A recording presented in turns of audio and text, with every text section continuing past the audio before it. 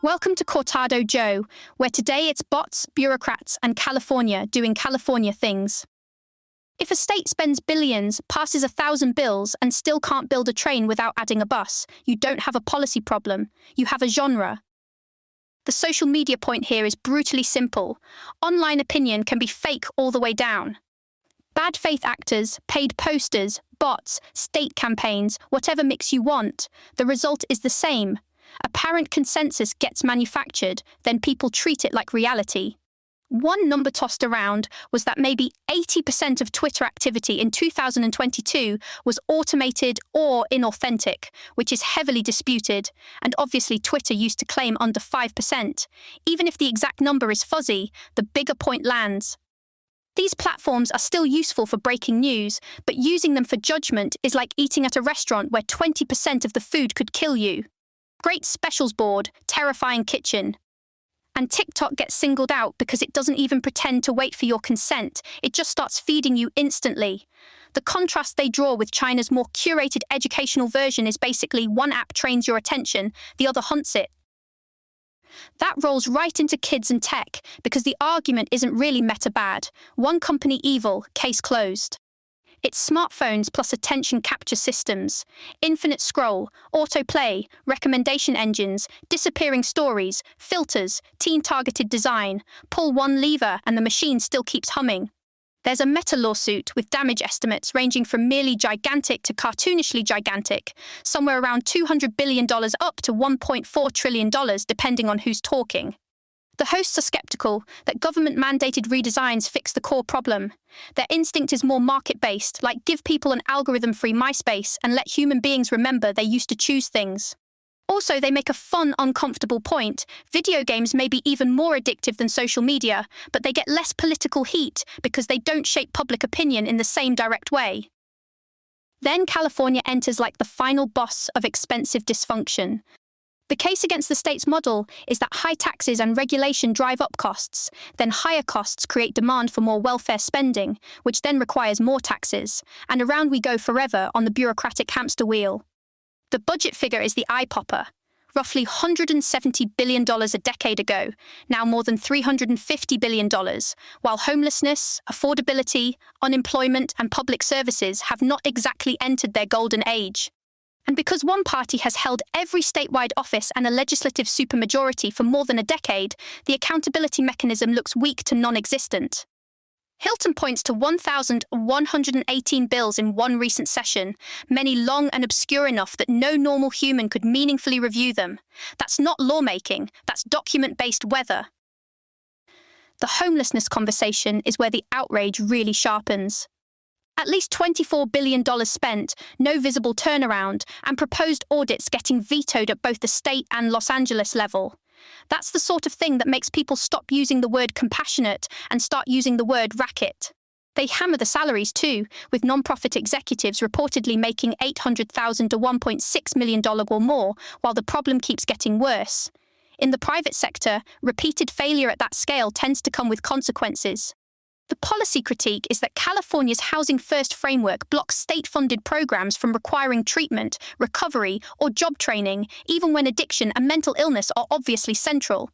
Then you get supportive housing costing $600,000 to $1 million a unit versus estimates around $250,000 without all the mandates, labor rules, and administrative layering.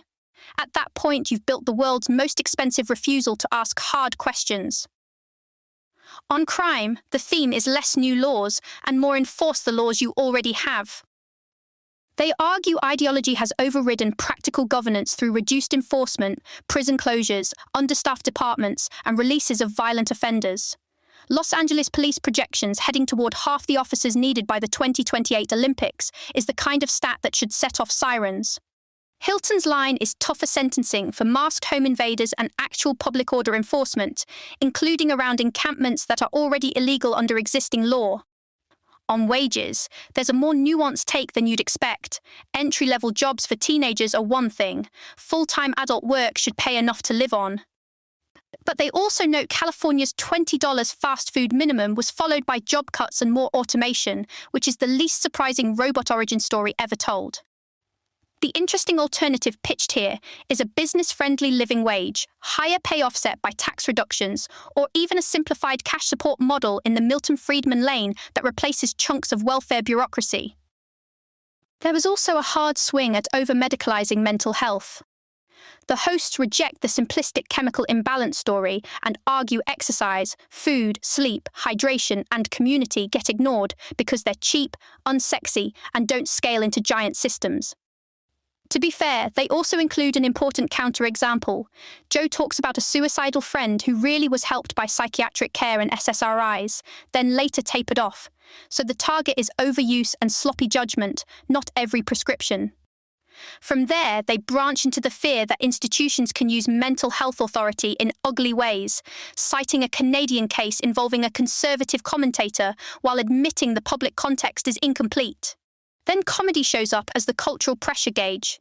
The claim is that comedy has been damaged by ideological conformity, and movies like Superbad, Ace Ventura, or The Hangover would have a much rougher landing now. Joe's point is basically that comedy is anti-establishment by nature. If an ideology captures the institutions, comedy pushes back. That's its job. And yes, they tie that same establishment instinct into pandemic accountability, especially around Fauci, lab leak dismissal, marginalizing dissenting researchers, school closures, and vaccine messaging. Those claims are presented very forcefully in the conversation, though not all are sourced or settled in the material here. On border policy, the discussion turns dark fast. Hilton cites allegations that roughly 479,000 unaccompanied children entered during the Biden years, that HHS rushed placements, and that later figures left around 330,000 children unaccounted for.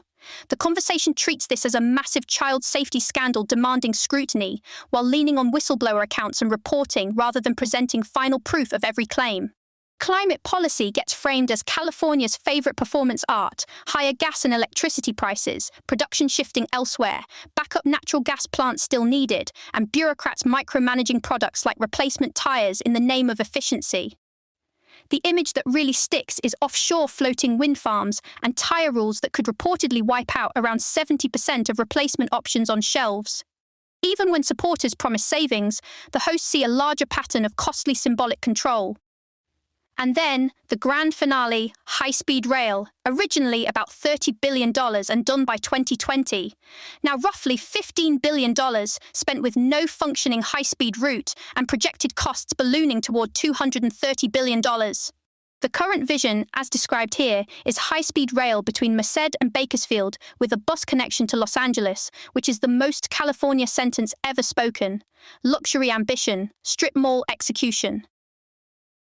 Underneath all of this is the broader complaint that the system is captured. Interest groups, agencies, non-profits, endorsements traded for benefits, and one-party dominance breeding arrogance and corruption. The cleanest point in the whole episode might be the simplest one. No party should run anything for that long without real competition. Human nature does not improve when nobody can meaningfully say no. That's it for Cortado Joe. If your government project ends in a bus transfer, maybe stop asking for applause and start asking for receipts. Talk soon. This episode was generated by Podkey. Create your own at podkey.fm.